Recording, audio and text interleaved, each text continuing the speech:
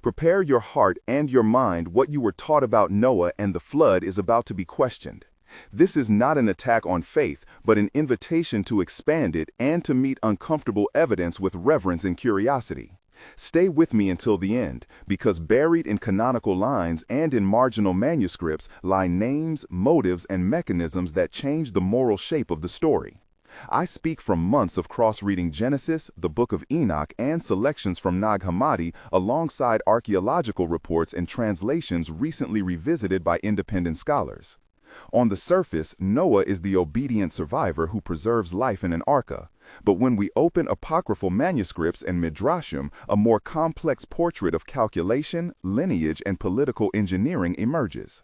If you seek discernment and that quiet sort of courage that follows honest questioning, subscribe now, because this investigation will continue in a series that reconstructs the flood as both a spiritual test and a social project.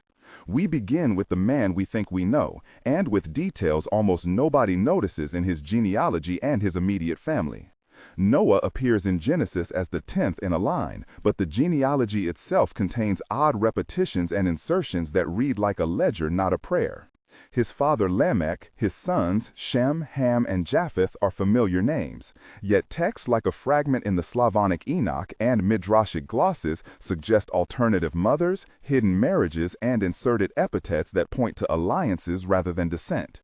These whisperings show up in the Ethiopian Book of Enoch, where the term Nephilims appears in a list that does not match the canonical table, and in a Nag Hammadi codex, where the idea of an archont intervener shapes the flood narrative into a corrective political act.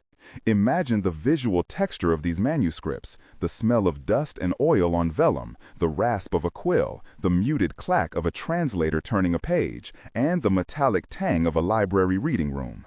The suspicion is not merely theological but genealogical, that the arca preserves selective lineage and a code meant to seed a controlled reconstruction. In the margins we find names erased and rewritten: a woman called Naamah in a few midrashim, a steward named Eleazar, and a figure called Keziah who, according to one fragment, tended the beasts. These details are not incidental. They are signposts that the flood could be read as an intervention that favored certain families and certain knowledge. The contrast between the public myth of cleansing and the hidden reality of selection is stark. Now picture the first scene inside the ark, close and thunderous. Dialogue expands to reveal motive. Noah says to his wife Naamah, "I have been told the waters will judge us. Is that not mercy?" He answers softly, and the smell of wet wood clings to his coat.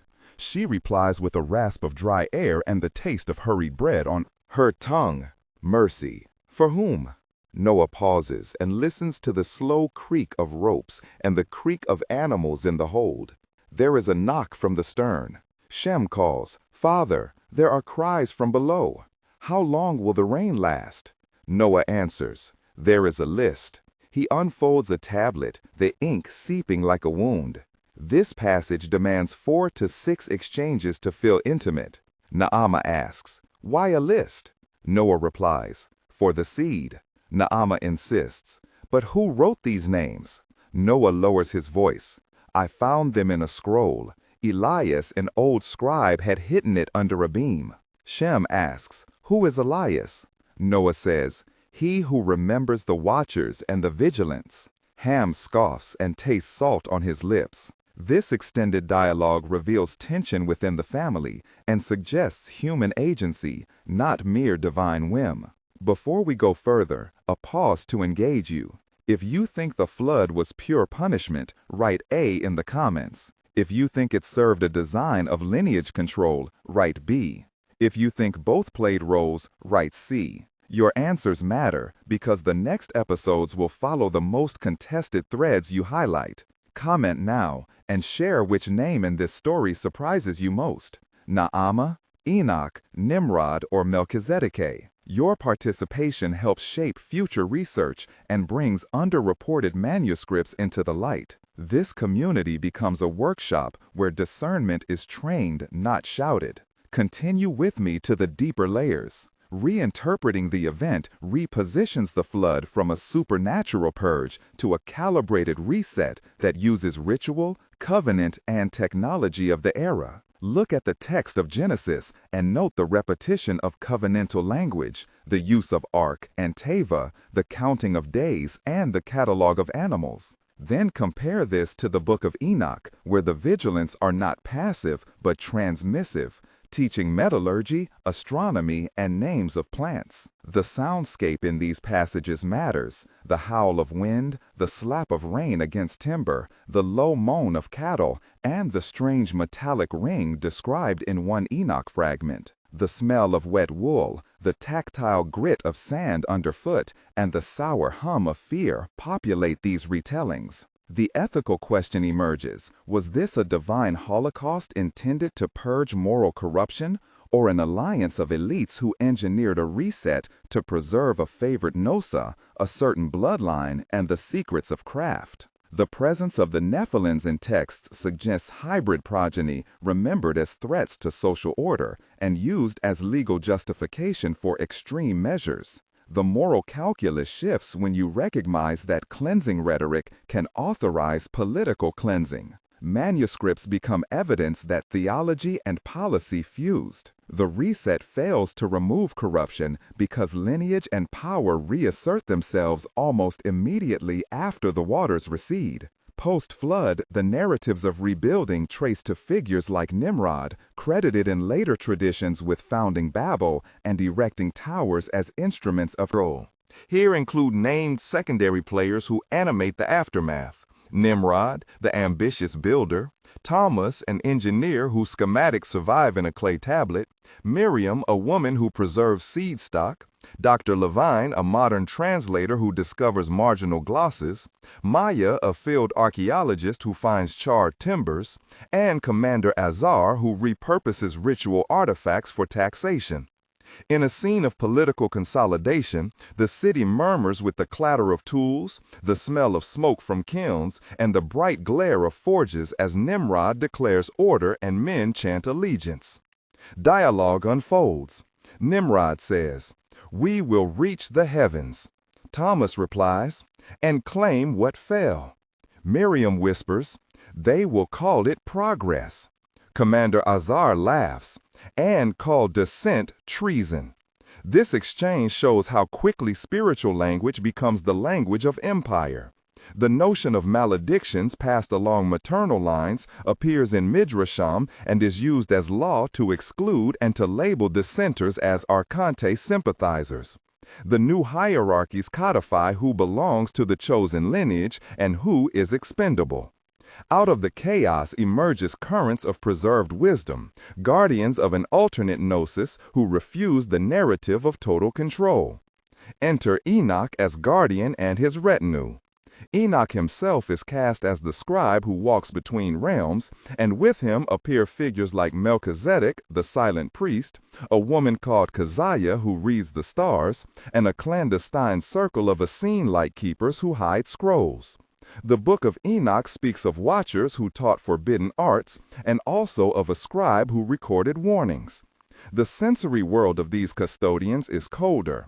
The smell of ink and smoke, the rasp of woolen cloaks, the taste of bitter herb used in ritual, the cold touch of stone shells filled with scrolls, and the faint whisper of recitation at dawn.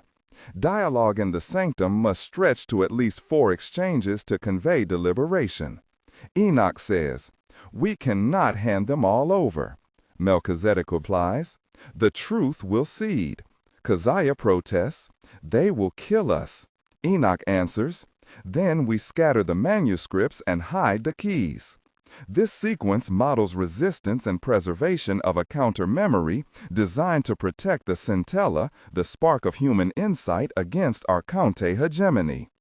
3 moments of tension punctuate the account, and each must be felt.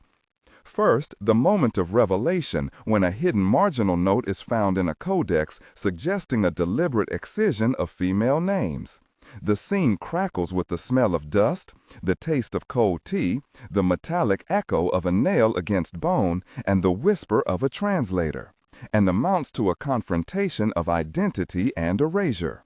Second, the confrontation at Babel, where workers and priests clash under a sky thick with smoke. The heat of kilns, the sting of cement dust in throats, and the sudden silence when a carved seal is broken and claims of divine approval are revealed as political charters. Third, the modern flashpoint when Dr. Levine reveals a parchment fragment in a lecture hall.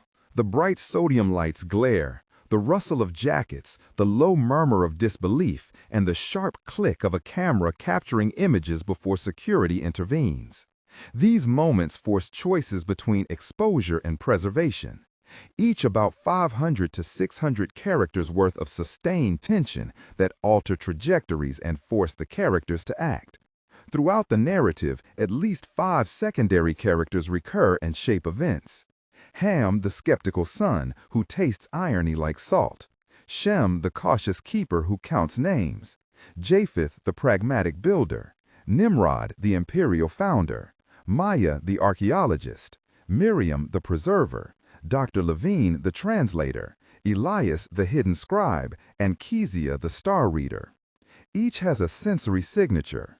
Ham wipes oil from his hands, the tang of iron on his tongue. Shem sleeps to the creak of beams. Japheth smells cedar and calculates load limits. Maya breathes dust and sea salt. Miriam fingers seeds and hears birds. Dr. Levine traces letters with a finger and tastes coffee. Elias hums an old liturgy, and Kezia reads the shimmer of constellations. Naming these actors anchors the theory in human choices and reminds us that manuscripts and myths are always mediated through people who preserve and who hide. The shapes of empire follow patterns. The Project of Babel employs ritualized labor and sacrificial legitimations to centralize control. And the same rhetoric recurs in later institutions that claim covenantal authority to tax moral behavior and to justify exclusion. The vocabulary repeats: archonte, arca, covenant, nephilims, gnose, Enoch, Melchizedek, Nimrod, Babel, lineage, corruption, centella, alianza, holocausto, as if these terms are threads that bind the ancient moment to modern strategies. We trace how sacral language becomes infrastructure and how holiness rhetoric can authorize administrative violence. The modern analogy becomes obvious: an information flood, a new deluvio, where algorithms and curated narratives reshape who counts as kin and who is erased from public record. That leads to the contemporary parallel. The new flood is digital misinformation and algorithmic curation, where platforms act as arcas, selecting which voices survive. Picture the sensory environment of a data center: the hum of servers, the sterile scent of coolant, the metallic bite on the tongue of coffee consumed at midnight, the flat blue glare of screens, and the tactile feedback of keys as policies are written. In this scene, a modern Melchizedek appears as a sysadmin named Rowan, who discovers a log showing selective demotion of accounts connected to certain lineages and keywords. Dialogue here extends to 4 exchanges to map motive. Rowan says, "The feed is biased." Maya replies, "Who decides?" Rowan answers, "The algorithm and a committee." Miriam asks, "Who sits on that committee?" And the camera focuses on a small name list identical to names found in a marginal list in an ancient codex. The analogy is not allegory, it is lineage continuity and method. Finally, the epilogue unfolds in 3 temporal moments, each showing consequence and a path forward. 1 month from now, small discoveries begin.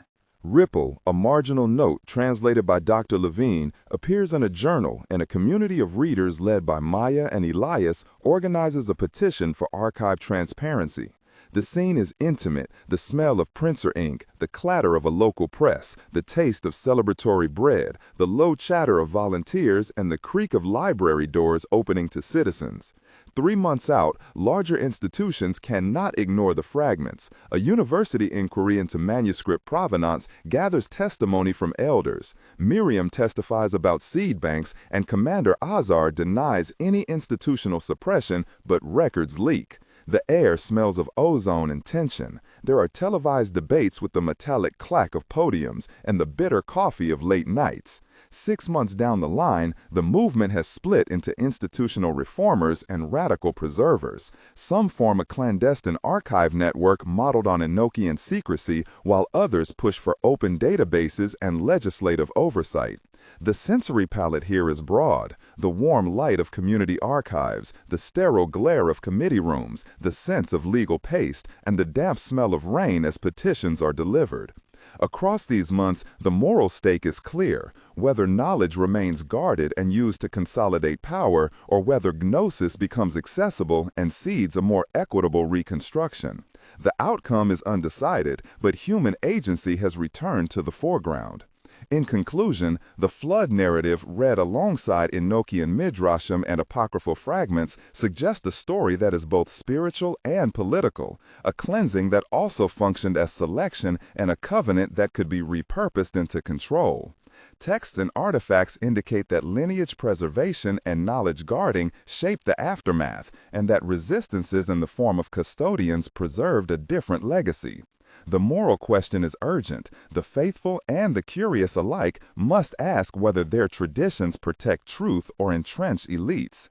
If you found this troubling or enlightening, subscribe to follow the continued excavation of manuscripts, field reports, and translations that we will release in the next episodes. Share this video with someone who believes that history is only ever one telling, and comment now with A, B, or C to say which hypothesis you favor.